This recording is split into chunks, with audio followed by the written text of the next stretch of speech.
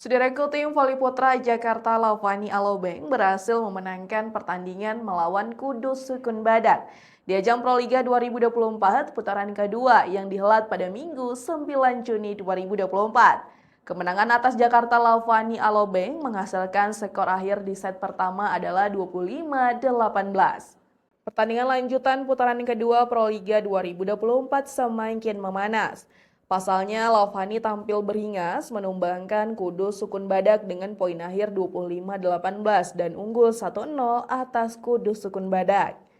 Pada awal set pertama, Lavani langsung menekan di awal laga dengan poin keunggulan yang mereka dapatkan.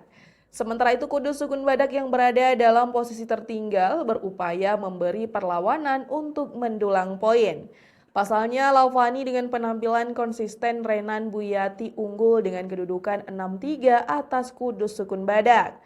Namun Kudus Sukun Badak tak ingin lengah, mereka memiliki pemain asing yang cukup handal untuk mendulang poin. Ia adalah Gökhan Gokos yang menjadi tombak Kudus Sukun Badak untuk memberi perlawanan terhadap sang juara bertahan. Poin demi poin terus didapatkan Kudus Sukun Badak yang memperketat ketertinggalan mereka atas Lavani dengan kedudukan 8-10. Namun Lavani yang ingin goyah, mereka terus mendapatkan poin dan memperlebar dominasi mereka. Hingga pertengahan set pertama, Lavani konsisten mempertahankan keunggulan mereka dengan poin sementara 16-12. Sementara Kudus Sukun Badak yang tertinggal 4 poin terus berupaya mengejar dengan meredam serangan-serangan tajam dari Lavani.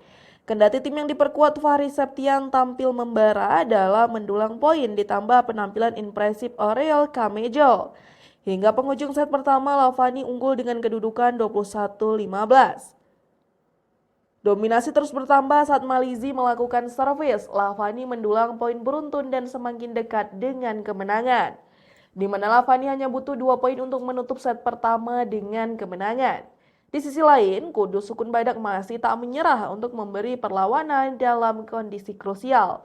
Namun Lavani yang berada dalam performa terbaiknya menutup set pertama dengan poin akhir 25-18 dan memberikan keunggulan dengan skor 1-0 atas Kudus Sukun Badak di putaran kedua Proliga 2024.